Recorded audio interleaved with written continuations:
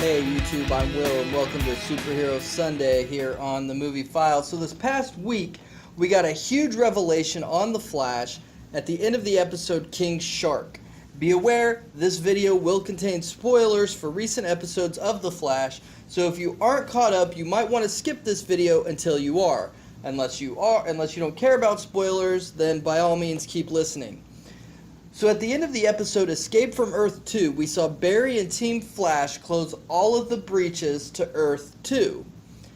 As the last breach was closing, Zoom reached through and seemingly killed Jay Garrick and pulled him back through the breach just as it closed. Fast forward to the end of King Shark, and we see Zoom finally unmasked to reveal the face of Jay Garrick. Yes, Zoom is some version of Jay Garrick.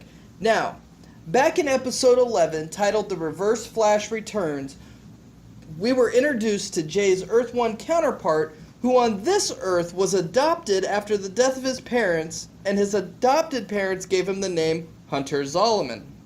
Now, this is vaguely important, because Hunter Zolomon is the second Reverse Flash in the comics, and he is often called Zoom, as opposed to the original Reverse Flash Eobard Thawne, who is Professor Zoom. At first, it was presumed that they were just name-dropping Hunter Zolomon to wink to the comics, because Jay explained to Caitlin that this Earth 1 counterpart was not metahuman. With the revelation of Zoom's identity, however, this may not be the case after all.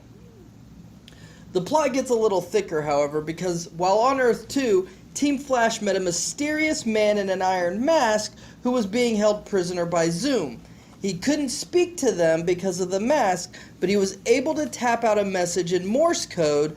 That message was the name Jay Garrick. Barry assumed the mysterious prisoner was asking about Jay's whereabouts. But what if he was trying to communicate his own name to Barry?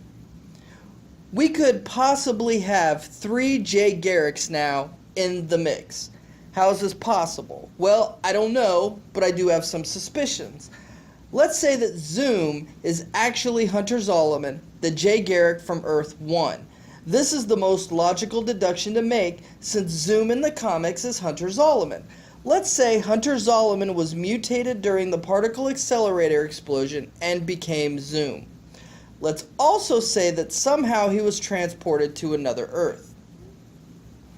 On this other Earth, he could have come into contact with his counterpart. What I think happened is that Zoom decided to start collecting his other selves. Why, we don't know yet. But just go with me here.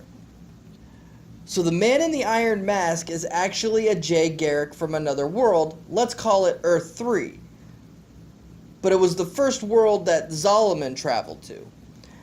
Now, he kidnaps his Earth 3 self and then makes his way to Earth 2. On Earth 2, he finds his counterpart is the Flash. While trying to kidnap that version of himself, he becomes Earth 2 Flash's arch nemesis.